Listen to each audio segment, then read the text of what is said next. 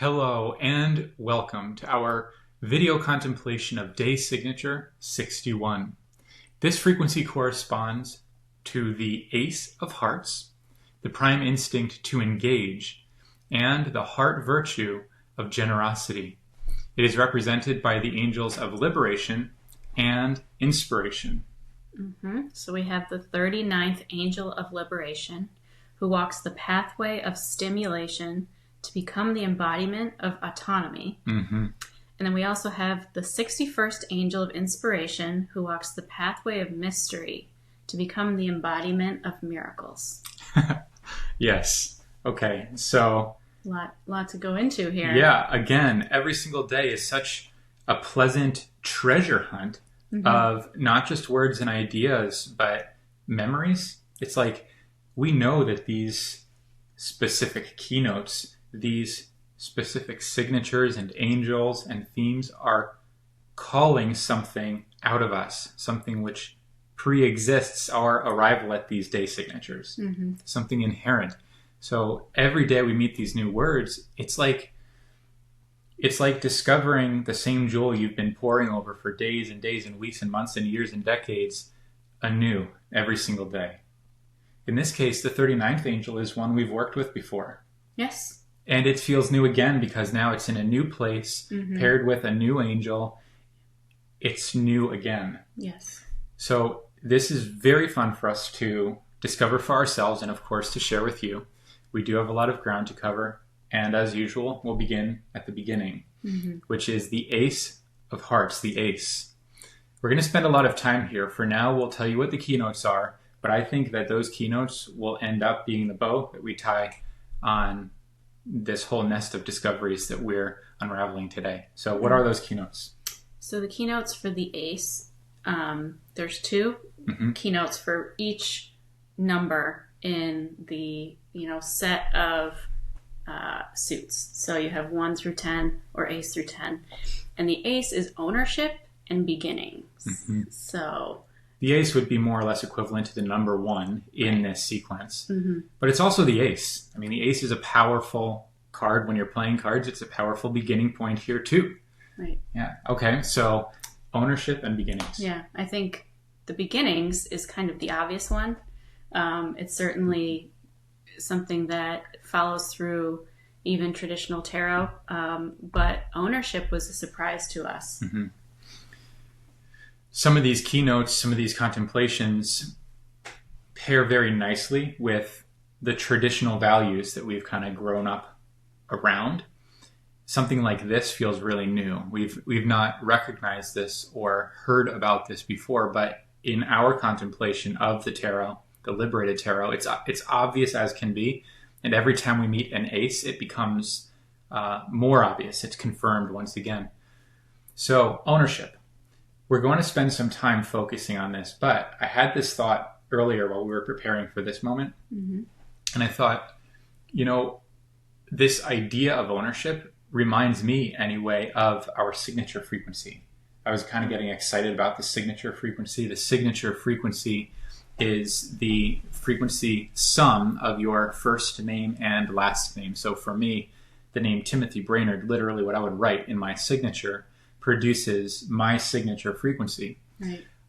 And there's something about claiming that that plays out here. It also reminds me of the star frequency, the claim of your own self within the context of your own life. The star frequency is derived using the words I am and your first name. I am Timothy. There are a lot of things Timothy thought he needed to be or wanted to be or was supposed to be before he was finally able to relax into just agreeing that Timothy is enough. Right. I didn't even like my full name for the longest time. It was Tim, Reclaiming that and finding myself in it has been a great part of my own personal journey, and it's a part of all of our journeys. So the signature frequency, the star frequency, even the creator declaration, which is your full name and the claim of your full name, I am Timothy Brainerd. All of these frequencies together, amazingly enough, all of these frequencies are in the frequency portal. Yes. I didn't even consider that. Yeah, actually. I was like, you're going to mention it, right? No, I wouldn't have. Yeah, the really cool thing is that in the frequency portal, you will be able to discover each one of those for yourself. So you'll discover the unique, number that corresponds to those statements with your own name. I guess what I'm seeing is coming to me even as we're in this conversation and I'm listening to you and these ideas are dropping, I guess. But the ace is this theme played out in each dimension, each primary dimension of our experience. So in these swords, the Ace of Swords is about claiming our mental power. Mm-hmm. The Ace of Wands is about claiming our relationship to capital P power, our ability to decide and to move and to express, enact these things in life. Yeah, mm-hmm. To express. Here in the hearts, it's claiming my heart, like the essence of the journey. I am Timothy, in this case, is dealing with affection. It's dealing with love. It's dealing with the opening of the heart and claiming that as my own. Right. I want to also mention here trust, because I think that part of that claiming is claiming your place in life, claiming your place as an incarnated being, having this experience and meeting it totally heart wide open. Actually, our frequency today of 61, the word trust is an exact match to that. So this word trust is very prominent today. Okay. The word trust is prominent. Clearly this I am statement, this clear, explicit reclamation of something inherent, this choosing to show up for the adventure of life on purpose. Adventure is also a 61. The word really? Adventure, yeah. Oh, man. See, these words, these angels, these ideas, they are speaking themselves. Lara is so good at not only recognizing these connections, but remembering them. I hardly even look at them. Mm-hmm. And even if I did, I wouldn't remember. Yeah. Not consciously. So that's why we're a good team. That is why we're a good team. One of many, many reasons why. Mm-hmm. So for you, as you're listening, a few things you'll want to consider. What does this day invite you to reclaim ownership of? What is it inviting as you're listening to our contemplation of these words, these frequencies, angels, etc.? Consider for yourself what that means for you. Also consider for yourself your own star frequency, your own signature frequency, and your own creator declaration frequency. If you don't know what those are yet, the frequency portal is your access point to all of those and several more. Mm-hmm. But to have access to those today, to me, seems fairly obvious. Mm-hmm. Certainly ideal. Okay, so that was a bit of a surprise. I didn't expect that. We hadn't considered that or talked about it yet. But that's the beginning of what's happening with the ace. Mm-hmm. Beginning, another ace word. Mm-hmm. Of hearts, the beginning of the opening of the heart. We've met the noble roles inherent to this set of virtues that we call hearts. We know a lot about what is going to be demanded in this process, demanded of us or invited in this process. But here in the virtues now, we begin that process. Here in the virtues, we start with the heart virtue of generosity. Right.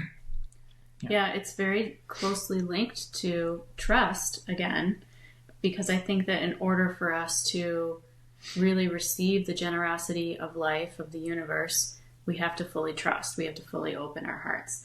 In order for us to actually be able to share the full scope of our own generosity to life, to those around us, to our environment, we also need to trust. So wow. It's a perfect sort of symbiotic loop going on. Well, it is. It's a little surprising. I'll admit for myself, when I see the word generosity, the heart virtue of generosity, instantly I'm thinking, okay, so I'm being called to be generous. But instantly you go to being open to receiving life's generosity. Absolutely. I mean, if we don't trust at every turn that the circumstances that are surrounding us are for us, are meant to be a gift in some way, if we don't trust that, we can't fully receive the scope of what that's, inviting us to see or to experience or to know, all of these things. Wow. Okay. So this is fun. This is totally unrehearsed. I'm hearing her speak. I'm like, bam, bam, the light bulbs are going off. So the only way it works is if we can in fact trust that life is generous. If life is not generous, then it is one of two other things. It is either random or vindictive. Right. Competitive, whatever term. Yeah. Karmic. So that is extremely significant. Trust is central to this. If we don't know that we can trust life, that we can trust it to have our backs, that we can trust it to support us fundamentally, that we can trust it to continue to show up, to perpetuate itself, which we are a part of, like if we can't trust that to continue, then we can't trust anything. Right. If life were random, there would be no such thing as persistent growth. There would be no such thing as regular cycles and seasons and flows. There would be nothing to hold on to. If life were vindictive, there would be no way to win. Right. No way to experience anything aside from basically momentary lapses of remembering how vindictive life is. That would be your best shot at happiness. But ultimately, you'd constantly fall back to this awareness that you're not good enough, the breakdown is inevitable, and the struggle is real. You know, like we know that neither of those are true. We know this. We don't need to know this even through direct personal experience. You can just look at nature. You can look around you at the fact that anything exists and continues to exist at all. Life is generous. Life is extravagantly generous. And as we develop not only awareness of that fact, but a deep-rooted trust in it, we begin to arrive at what is possible in the expression of this heart virtue of generosity. I think it's really important what you did, turning it around. Maybe you didn't turn it around. Maybe that's the way it was intended. I just saw it the one way. But I actually think this is the first step. Yeah. It's like yin and yang. Before you have anything to express, you need to be filled up with something worth expressing. So first there's receptivity, and then there's expression. Yeah.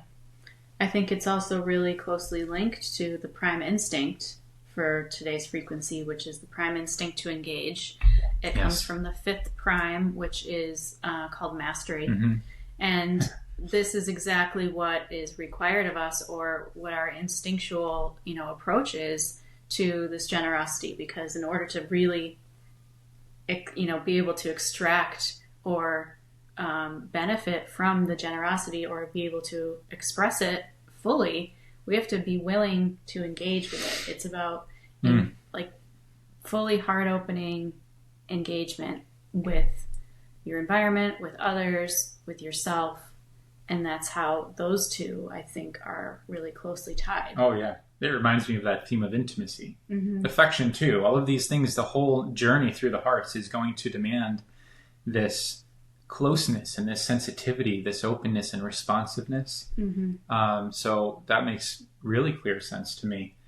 I like how this 61st frequency is another example where when you go to the website and you land on the page for the Ace of Hearts, right at the top in those icons, if you read the icons from left to right, it begins with engage generosity. Again, I go straight to how do I engage generosity? Like, okay, I know what it means to be generous. These are the things I should then do in order to be generous. But I actually think that's a natural extension of what you're talking about, which is what we've been learning actually in the past several days, how the only way true affection, true love reaches out beyond us to touch anyone is when we're so filled to overflowing that it cannot help but reach beyond us. It pours out of us. It doesn't deplete us. It's not something we're doing. It's something that's happening through us.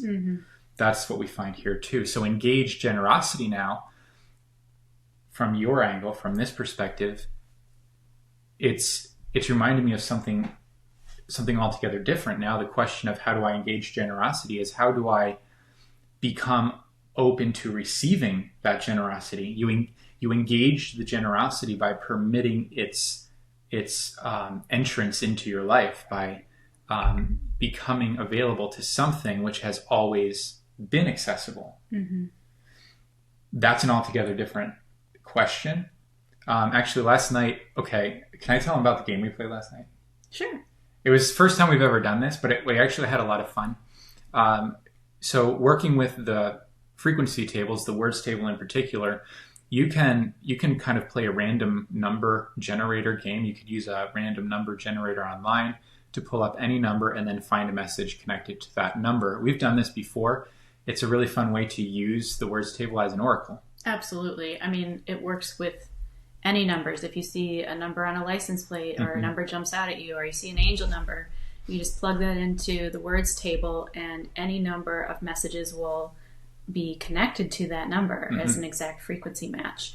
And then you can then, take those messages in, see what resonates. It is really fun. It's fun any way you go about it. Yeah. What we did last night for the first time, though, was we became like intuitive random number generators. We literally just made numbers up. And not only did the numbers speak, as they always will when you're using the words table, but they were coherent. Like the numbers that I made up were speaking to the same theme. The numbers that you made up, same story. It was like we were each being shown exactly what we needed to see. And twice, I chose two pretty rare numbers last night. Both of them had messages, and the messages were the same. I would actually love to read the one at 810 verbatim. Okay. Can we pull it up? It's right here. Oh, right. You are awesome. Thank you. All right. So this is a long form phrase at a very high frequency. The fact that this random number had any message connected to it at all blew our minds. But I'll read it to you, and I think you'll understand how it connects. It says this: your receiving is certain. The question is, what do I choose to receive?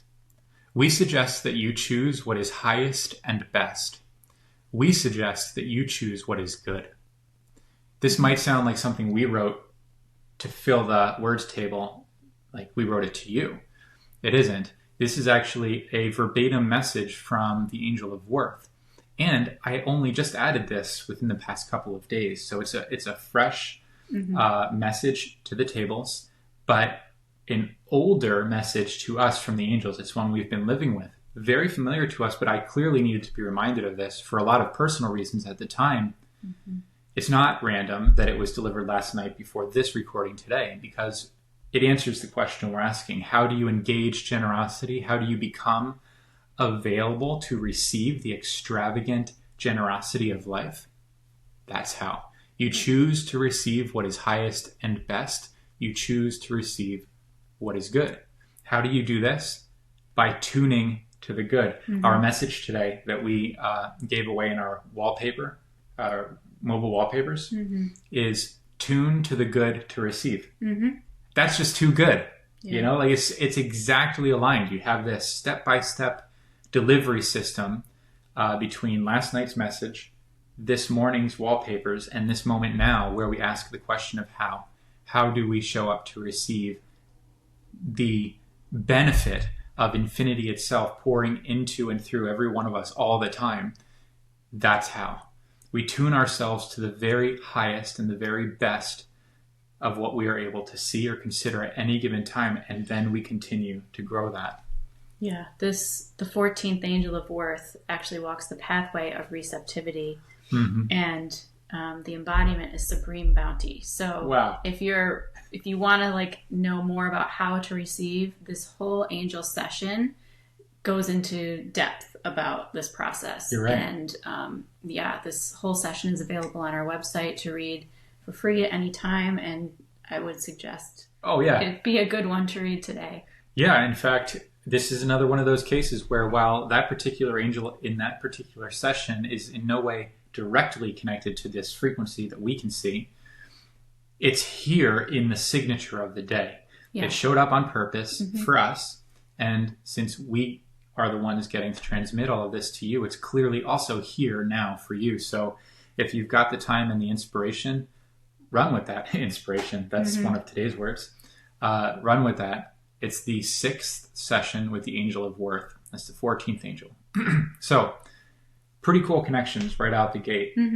we now know how to engage generosity. When we can do this, when we become available to the good that is life, to the good that's all around us all the time, when we open our eyes to that, we are filled so instantly and so completely with that goodness that it then pours out of us into life, and we become then the conduits of that same generosity.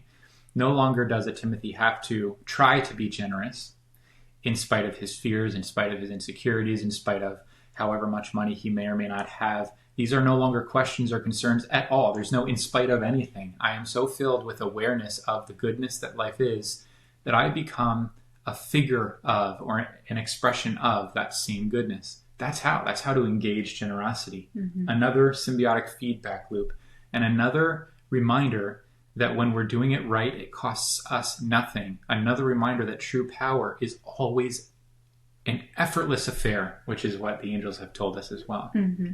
Power is an effortless affair. I always liked that. Very poetic. Yeah, and it is about choosing to interpret whatever you're engaging with as good. Oof. Yes. So again, Lara just penetrates right to the heart of practicality in this regard. It's one thing to look around you and attend to what is or what feels good, what is or what feels the best. It's another thing altogether to encounter something that does not feel that way and to assume goodness and to assume that whether you can see it or not, this thing, which is uncomfortable, connects to your best interest. Mm-hmm.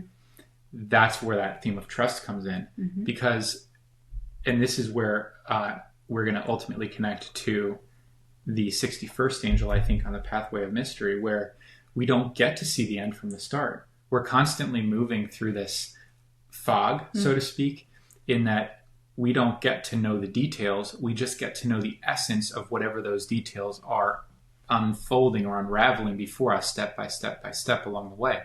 Mm-hmm.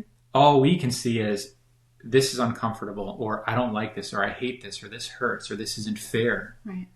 That's what we can see right now in those cases. And all along the way, life is like, yes, but watch. Just watch what I can do with that. It reminds me of those, I forget what it's called. It's got a word, but those like Japanese vessels which are purposely broken and then put back together with gold. Oh, yes. With like veins of gold all throughout. Mm-hmm. That's like a practice. It's representative of what we're describing. Absolutely. So there never is such a thing as brokenness. There is only art. Life never sees in terms of brokenness. It sees in terms of artistry, in terms of beauty.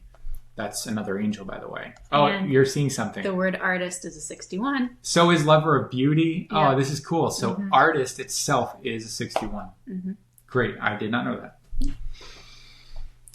All right. So this is a part of what we're being called to today. We're getting a sense for how full, how rich these insights are in this signature. And we haven't even met the angels. Not truly. Mm-mm. So let's do it. Okay. You got anything you're excited to? Oh, yeah. I mean, I absolutely think that the ACE and its keynotes of ownership and beginning really weave seamlessly into what these angels are trying to show us. Okay. I want to know how. We're dealing with the angel of liberation on the pathway of stimulation to become the embodiment of autonomy. Yes. And we're dealing with the angel of inspiration on the pathway of mystery to become the embodiment of miracles. So what do you see? Well, with the theme of ownership, we definitely want to take full ownership, full responsibility. Like I said, again, if you are approaching your life totally open-heartedly, totally claiming the full scope of it, then you're taking ownership of it, and you're taking ownership of your autonomy. That's the embodiment of this angel. This pathway of stimulation is basically telling you, no matter how, like, whatever's coming at you, whatever's surrounding you in your environment, that is whatever it is, whatever the content of that is really irrelevant. It's how you engage with it. It's how you show up dealing with that particular stimulation and understanding that it is a generous thing. It is worthy of celebration. It's there on purpose, and it's there to benefit you in some way. And that, I think, is really what we're called to do on this particular pathway, is to invite the stimulation. Don't guard against it. Don't hide away from whatever is calling you forward. It's all for growth and to ultimately liberate you. That's what this angel is all about. This angel is about liberating you to be fully free and fully autonomous and sovereign. Wow. So that's what I see with this particular angel, how it connects to ownership in this ace. It's clear as a bell. I mean, it's like what I heard in some part of what you said was it's not about the thing, it's about your relationship to the thing. Mm-hmm. It's never about the circumstance. It's about your interpretation of the circumstance. It's, and that's what autonomy is. Yeah. Autonomy is the ability to choose how you will relate to anything. Mm-hmm. And then you're only dealing in a qualitative distinction between options. Some will be of a very low quality, some will be of a very high quality. A low quality relationship is one that hurts. A high quality relationship is one that uplifts. Mm-hmm. But in any case, you're the one who gets to choose. Right. You don't get to choose the details. You don't get to choose which circumstances happen. You get to choose what you do with them, what you make of them. Mm-hmm. And that's a part of what it means to be a creator, what it means to be an artist. This connection between ownership and autonomy, what strikes me is that they sound synonymous, but it's not a synonymous relationship. It's a sequential one. Mm-hmm. You don't get to be autonomous until you take ownership. Right. Because until you claim your life as your own, and until you claim your place in the flow of that experience, you are a victim of it. Right. Then it's just happening to you, mm-hmm. and you're doing your absolute best to survive. We know better than that. We know that's not what we're called to do. We're called to thrive, and we're called to become creative participants in the flow of that pattern of growth we call life. I'm reminded of another of these metaphors that kind of arrived some time ago on mm-hmm. one of our walks. Mm-hmm. I thought perhaps it would show up that particular day. It did not, but here it is again. It's this image of an artist, you, standing before an enormous canvas. And the canvas is whitewashed, it's clean, it's fresh, it's untouched. But you are a very specific type of artist. The way your artistry works is that, and this is practiced, this is on purpose, this is what you're famous for in a way, Mm-hmm. Someone, could be anyone, comes up, takes a bucket of paint that's sitting beside you, and they throw that paint on the canvas, and it just splatters all over the canvas, and they walk away. They don't matter to you. The bucket doesn't matter to you. The color of the paint doesn't matter to you. All that matters to you is what is now on the canvas. The type of artist that each of us is called to be is the type of artist that looks at this pattern, this splatter pattern on the canvas and says, I see something. And then you begin to draw and to sculpt and to create around this pattern until all of a sudden, it's like an elephant or mm-hmm. a scene, a beautiful scene, and you can't even see the original splatter anymore. Right. What are you laughing at? There's a couple more frequency matches that are a match for today. Yeah. Not only artists, but also Magician's Way and I Am the Seer. Wow. Which you just said. I see something. I see. Oh, cool. I saw your smile light up. I'm like, what do I do? Yeah. So it's interesting to think of it in this way, right? And when you do, you become aware that each moment is a refreshed take on this idea. It's like every single moment, every single circumstance, every single word out of anyone's mouth, every single email you receive, text you receive, thought you have is, again, reset, reset, reset. That canvas is blank every moment, and then a thought, bam, spatter. Mm-hmm. Canvas is blank, and then a bill needs to be paid, splatter. Yeah. And on it goes. Mm-hmm. And in every case, you're either going to create art of what that circumstance is because you literally have the autonomous power, the creative power to do this, the participatory power, it's a mouthful, to do this. And that's artistry. Yeah. That's amazing. We're not doing this with paint on a canvas. We're doing this with thoughts and decisions and words and actions and behavior. We're doing this with our literal lives. That's how it is that we become living representatives of capital A art. It's how we become living poems. Mm-hmm. I just remembered that when we discovered the signature frequency, we had pulled this frequency as a card that morning. Really? No. Yes. We pulled the 61 and we realized that signature The word signature was a 61. Oh, we wow. realized that the magician's way was a 61. Oh, yeah. And it was in that moment that we knew we discovered the signature frequency, which is the combination of your first and last name. It's in the frequency portal. And that's how it came about. All the way back then. And that's why I was remembering it today. Yes. Oh, man. So that's why actually that signature frequency is very connected to this signature. This theme today. Wow. Mm-hmm. So again, the genius with the memory. Laura actually keeps a journal of these signatures. As long as we've known one another, she's been journaling day by day our findings in the day. Yeah. So there's a journal somewhere in this house. Oh, yeah. I could easily go and find the exact date. I know it was... I know you're 100% right. Because I remember we considered naming the signature frequency something to the effect of the magician's way. We were working our way down through the words, looking. Yeah. We liked that. We got stuck on it. And then we went a little further, saw signature. Bam. Yep. So, okay. Wow. Yeah. Good. I love that you remembered that. Thank you. So we're kind of drawing this picture of what is possible when we do, in fact, become willing to claim ownership of this life that we now get to navigate on purpose with our eyes wide open. Mm-hmm. That's what it means to be a participant, a magician, an artist, etc. Yeah. So this pathway of stimulation deserves, I think, a little bit of additional explanation. Mm-hmm. What does it mean to be on the pathway of stimulation? The first thing I thought we might share is that traditionally this 39th angel would be referred to in human design as the 39th gate. And in that context, it's called the gate of provocation. It was one that I always struggled to connect any sense of benefit to, because it always felt like it was going out of its way to be difficult, like to provoke others. Like poking. Yeah. What I see here, and a part of the reason that we decided to move away from the word provocation, is that we know that life doesn't deal in provocation, but it does deal in stimulation. Mm-hmm. These are very different things. Life isn't out to get us, but it is committed to supporting this process of continual expansion of awareness, of continual growth. So it will stimulate awareness. That's what happens. It is not provoking or punishing.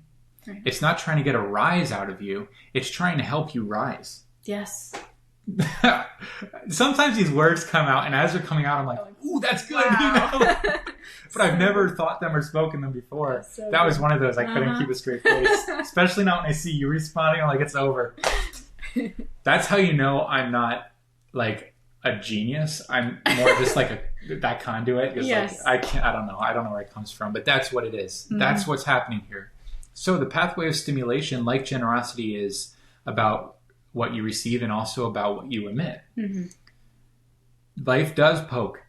It pokes to wake you up. It's time to realize that you're not meant to be playing dead. You're meant to be engaged. There's our prime instinct for the day.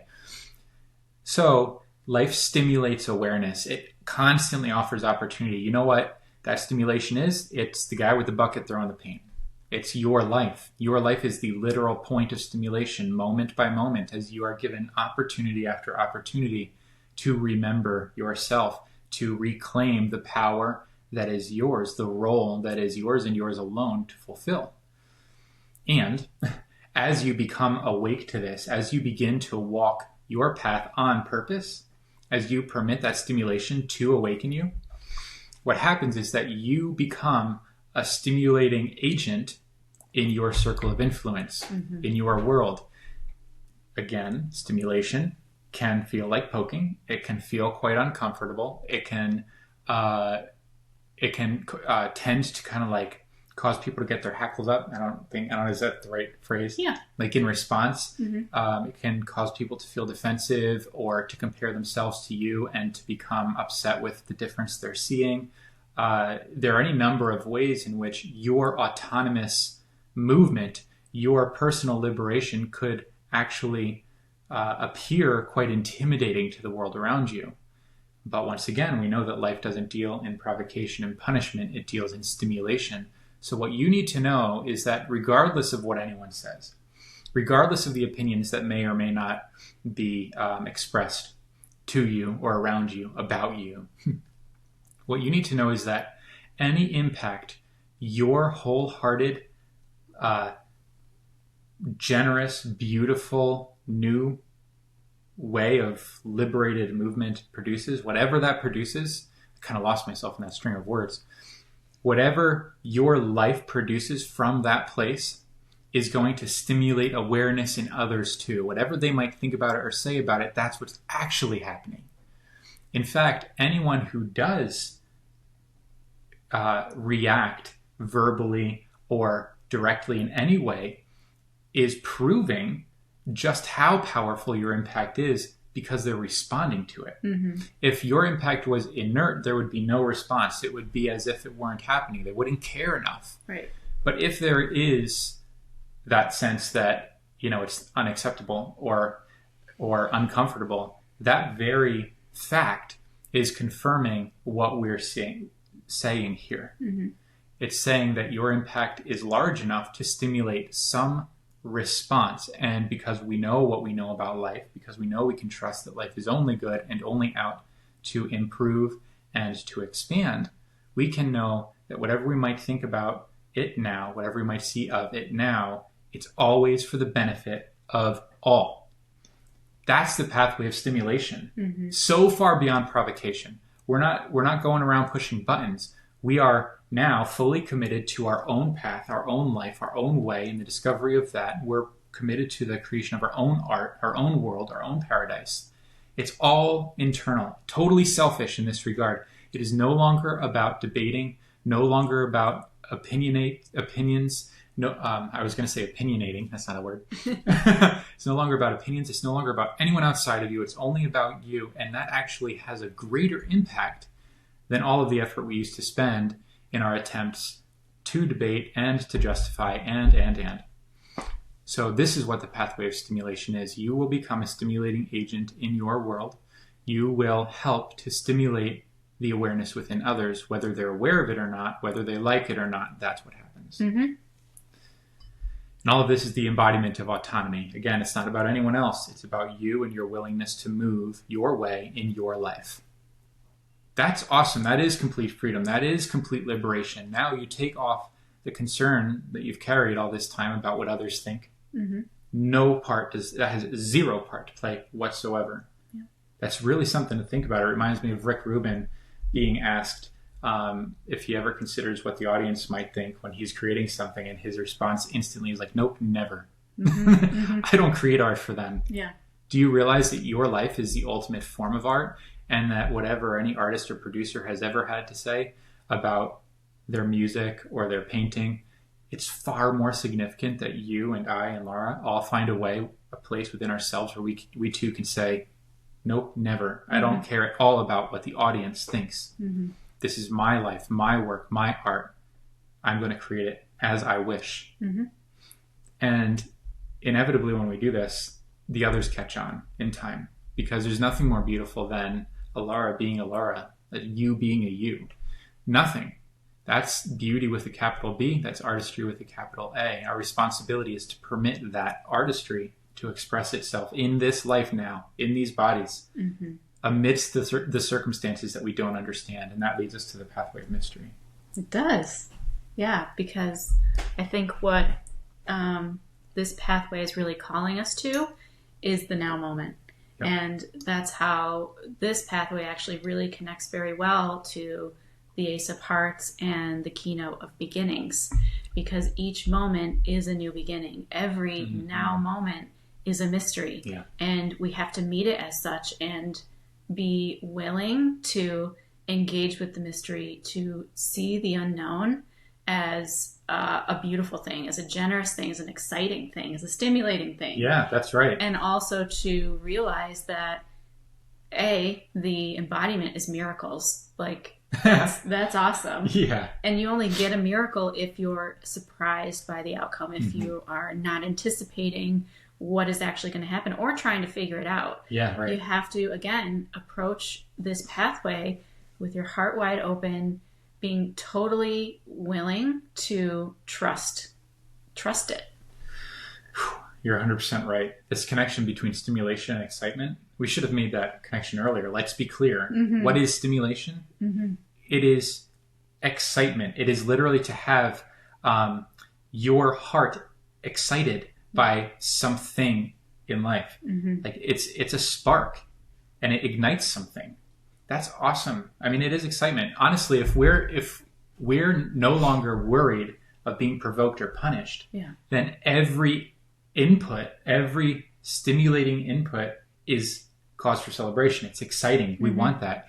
If you're the artist standing at the canvas and every moment is new and it's fresh every moment, you do not get to know what color the paint in the bucket is, how big the bucket is, if it's a little Dixie cup or a massive bucket. You don't know who's going to come to sling it either. You don't know any of this. Here's one thing you do know. You do know that you want someone to come along and do their part so that you can do yours because you are the artist. Right. So you're excited for that, and you're excited to say, oh, it's green this time, and it's just this tiny little splatter. I'm going to work with that. Or, oh my God, that's brown, and it's all over the place. What am I going to do with that? Okay, I got an idea. Yeah. You're excited by the fact that inevitably life continues to happen. You're not trying to figure anything out. You don't want to, because that's not art. That's that's something else. That's analysis. Not to say there isn't some form of artistry inherent to that, but in our metaphor, we don't want to know. The pathway of mystery is about releasing ourselves to the generosity we've been learning about, understanding that every single step will be a fresh surprise in the direction of growth, in the direction of expansion and awakening. And a new opportunity, moment by moment, step by step, a new opportunity to create. And actually, it is to know, because you're going to be knowing in each moment through experience, and it continues to grow. So as you're willing to keep moving forward and taking those steps, you will know. You will know more and more and more and more. That's great. And that's what that excitement is supposed to be stimulating within you, this curiosity, being willing to be inspired to keep moving. You don't know until you know, but once you know, you actually know. And that's an altogether different thing from, I think it's going to be, someone about this height with this color hair that picks up a bucket, and I think it's going to be about this big. There's a difference between thinking what's going to happen and knowing what just happened, and knowing that you have the capacity to work with that and to mold it, understanding that it's always for your best and always a part of the art. Yeah. This is a really different way to think about meeting our lives. And when I say a different way, I mean this literally requires artistry. It requires creativity, and all of it has to be rooted in trust, or it breaks.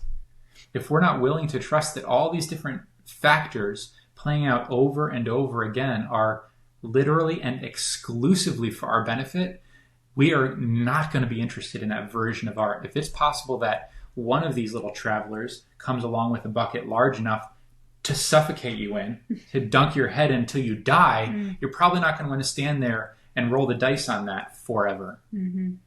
That's obviously not what's happening here. Everyone knows what's playing out. The paint goes on the canvas, you get to work.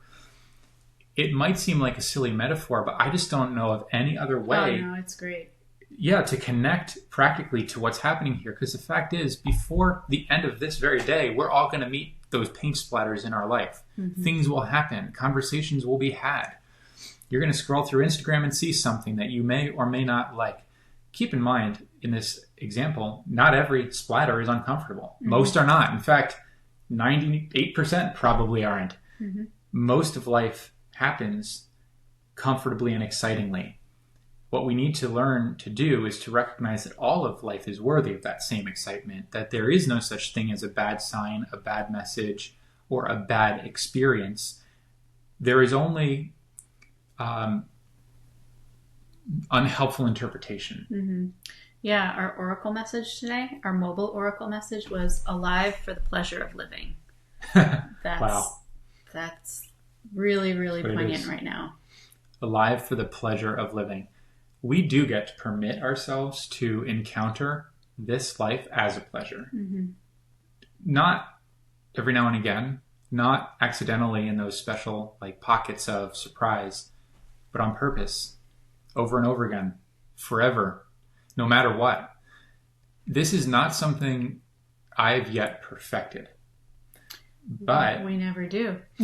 But this is the prime. Beauty of it. This is the fifth prime of mastery. This is not something that, if it was something we had perfected, something that could ever end, we wouldn't bother being here at all. Right. We'd be in, repose as consciousness itself, not wanting to do anything, because why? Why bother? There's nothing more pleasurable than just being.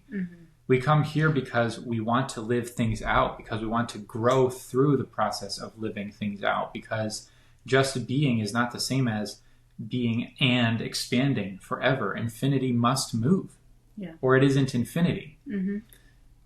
Isn't that wild? Our brains struggle to consider that, but if infinity is bounded, if it is one thing, an incomplete form, it will not move. And the moment it stops moving, it's bounded by its current size, and it is no longer infinity. Right. Infinity must always grow in every direction, all at once, all the time, without end. We can't understand that. There's nothing in our practical experience that moves in that same fashion. Our brains break, but that's the principle we're dealing with here, and it's the same principle that animates your every breath and awakens you to every new day and continues to just scan experience after experience, conversation after conversation, circumstance after circumstance before your very eyes all the time on purpose, so that you can become a contributing part of that growth. That's what happens, and that's where we are. You don't get to know what's coming. This isn't a movie you've ever seen before. You're in the movie. You're the hero of the movie. You're living it. So you get to know that, just like all movies, almost all movies anyway, the ending is going to be really good no matter what happens along the way. And even if 20 minutes before the ending everything seems to break down, just wait, because we all know how it ends. And it always ends better than you could have imagined, and in such a way that whatever that breakdown was 20 minutes ago, you literally don't remember it by the end. Of course there is no end. The point is you're living the story now. We use a lot of metaphors, but I know that this is what allows for our imaginative brains to digest the ideas. And so we play in these kind of storytelling type ways. A lot of beautiful things. And what is the embodiment? Miracles. Yeah. You've mentioned it a couple of times, but miracles, this is not a small word. Once again, we're met with something that forces our brain to break open, to think higher. You're not just going to get what you asked for. Right. You're not just going to create something beautiful. You're going to get more than you could have imagined, and what you create will surprise you, just like when we're speaking and words pop out and I'm like, huh? Yeah. That's a version of my artistry. That's, a part of my creative movement. But the same thing happens for all of us all the time. Yeah. Our union is the single greatest example of that I'll ever encounter, that I could ever imagine. I knew what I wanted, and I got something far better. Yeah, I think we were talking about miracles on our walk, and we were discussing how, say something didn't turn out the way you wanted to. If you have that feeling like, oh, I really wanted this, but I didn't get it. Or, for instance, I do believe we were talking about the fact that you had entered a lottery to win a really cool knife. Yeah. If you didn't know, Timothy is a knife collector, and he's just... So you had entered this lottery and you didn't win. Yeah. And so you were really bummed out. Yeah, I wasn't happy. And so what this embodiment of miracles is really attempting to illustrate is that if that happens to you, the story isn't over yet. That is the only thing that means, is that the story isn't over yet. This is just a blip in the radar in a larger story. It is not the end all be all. It's only to provide that stimulation to call you up into a greater awareness of that very fact. That's it. Yeah, that's right. And for you to realize that is an approach that you can take, and to apply it to every circumstance where that might happen, so that you can understand that the story isn't over yet, that there's more to it, and you're excited to see how it's going to unfold. Yeah. I think it's deeply significant. I know that this has played out for us time and time again. The disappointment in this context starts to feel a little silly. Like, like the splatter shows up and it's yellow, but you were really expecting it to be black. Yeah. And what we realize is that those expectations halt our availability to the movement.